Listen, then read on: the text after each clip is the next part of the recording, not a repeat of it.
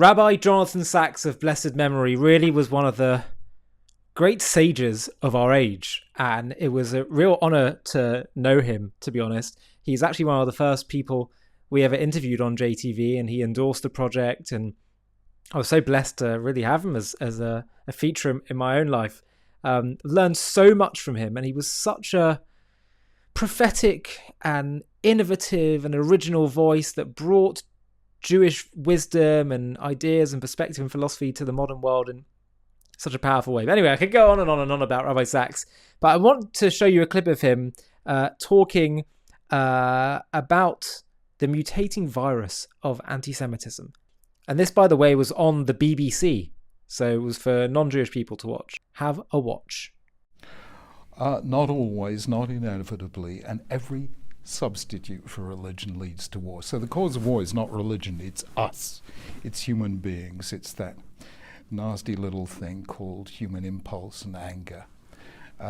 So religion doesn't lead to violence, but it can very much intensify it or provide a justification it's a vehicle for it. And I think no one expected this in the 21st century. It's very interesting you're arguing, making this point now, because of course a lot of people are saying the era in which we're living is one in which there is a clamour or a need for people to find identity. Yeah. Identity politics, nationalist politics is very prominent. People feeling like their voice needs to be heard, they need to shout more loudly because their tribe is not getting the recognition it needs. I wonder whether you think that is a problem. I think it is. You know, we've lost our national identity. Do you think so? I think we really, really have, yes. And we kind of lost that in that welter of multiculturalism, and we said, you know, actually it's very impolite to have a national identity. But this gets to the heart of a very awkward dilemma, doesn't it, about whether we all should have a shared identity or whether we should encourage people to have their own identity in a multicultural England or a multicultural Britain. The real difference is this: if there's a collective identity, society is a home. If you have multiculturalism, society is a hotel. It was supposed to lead to greater tolerance. What it led to was what Trevor Phillips called sleepwalking into segregation. Multiculturalism did not promote tolerance or shared identity. It said, you go off and do your own thing. And that turns out to be very destructive. Well, that brings us to a very timely topic, of course, which is anti-Semitism. And many of the British Jewish community have said they have noticed a step change in the level of hostility. Have you noticed that, and does that worry you? Well, I noticed it because our youngest daughter actually encountered this when she was at university. And I found this deeply shocking because I had not experienced a single episode of anti-Semitism in my life, and I'm not exactly low profile. You know, chief rabbis are fairly known to be Jewish for the most part. But it is there, actually. And of course, it's always in a new form because anti-Semitism is so socially unacceptable that it can only survive the way a virus survives, which is by mutating. In the Middle Ages, Jews were hated for their religion. In the 19th and 20th centuries, you weren't allowed to hate anyone for their religion because this is post-Enlightenment Europe. So they were hated for their race. Today you can't hate anyone for their race, so you hate them for their nation state. And that is why anti-Zionism is the new anti-Semitism. But this gets to the heart of a difficulty that some people are feeling about this whole chat about anti-Semitism, because there are some people who feel incredibly strongly about the state of Israel and things they don't like about it, particularly settlements and things. And they feel that the charge of anti-Semitism is effectively being used to kind of put a sort of moral question over their hostility to Israel. A group of school kids asked me just that question a week ago. And I said, tell me, hands up, which of you believes it's legitimate to criticize the British government? They all put their hands up. I said, which of you believes that Britain has no right to exist? Nobody put their hands up. I said, now you know the difference between criticism of the State of Israel and anti-Semitism. How surprised have you been about the traumas the Labour Party has been through with Ken Livingstone and the charges of anti-Semitism? How serious do you think a problem the party has? I think the problem is so simple. Just practice zero tolerance the way you would to any other kind of unacceptable prejudice. So just do it and the problem is solved. So you should know that this clip occurred, well before October 7th, 2023. Sadly, we lost Rabbi Sachs. I think it must have been maybe 2021. As you can see here, he's hitting on all the key and powerful points. And I just wondered what he would have made of the situation today. And, things that have multiplied so much since that point. Here, I remember learning from him ages ago I think he coined the term about the mutating virus of anti-Semitism, that basically it is brilliant. It is so clever at finding a way to justify hating the Jews, because it is the deepest resistance to the destiny of the world, resisting the Jewish people, who have this destined role in history to be a light to the nations. And so darkness is very clever. This virus is very clever. How does it work? Rabbi Sachs was the one that pointed this out to me in a brilliant, fascinating video, where he basically said that anti-Semitism works by pinning itself to the highest value in society at the time.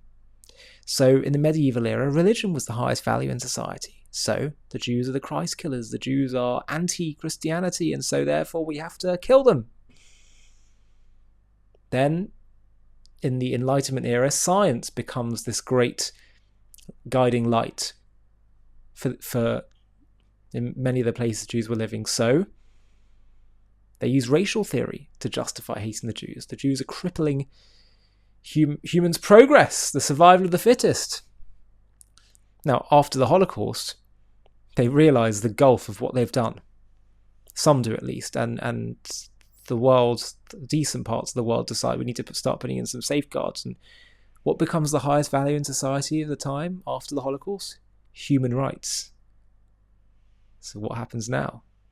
They use human rights to say that the Jews are the worst offenders. Everything that they now detest in the West, they concoct as accusations to level at Israel's door. Colonizer, genocider, apartheid, ethnic cleansing, racism, Nazi, everything. Of course, it's utter nonsense.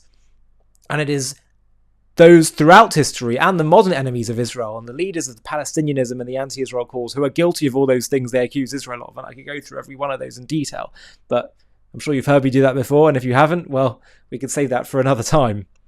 But just have a think about how each of these, the ones who accuse Israel of this, are guilty of it. And I find it laughable how he says, the settlements. Strange.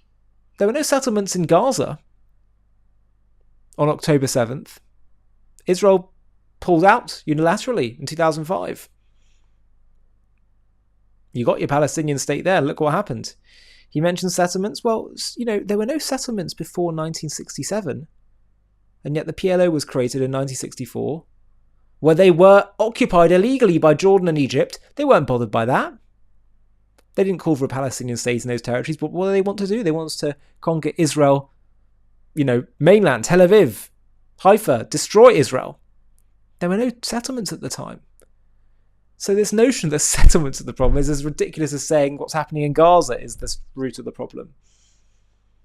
The fact of the matter is that anti-Semitism and among the Arab population and the Islamic population predated Israel's re-establishment, which proves to you that the cause and effect is not what many people in the West and what the leaders of the Palestinian cause try to convince us is the case. And if you don't understand that, well, you need to. And that's why this message you're about to see is so important. We are told that Israel's actions are the cause of the Israeli-Arab conflict. But we've just released a groundbreaking documentary proving that Arab Islamic Jew hatred far predates Israel's re-establishment. This is a critical fact that everyone needs to learn about.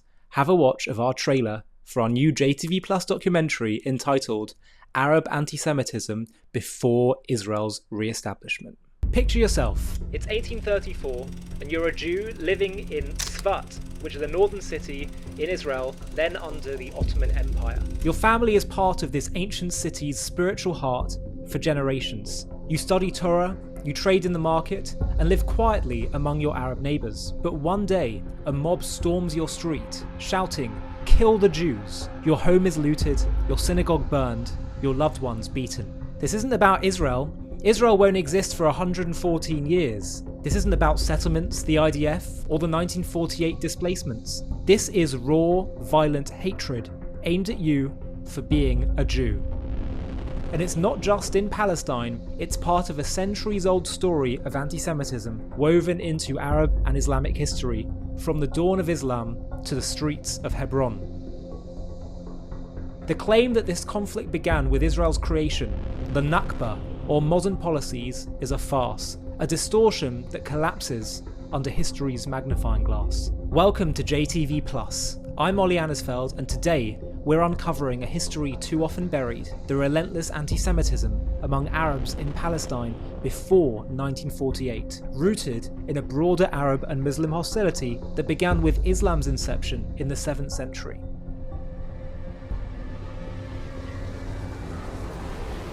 To watch this JTV Plus documentary and access much more premium content, click on the link in the video description.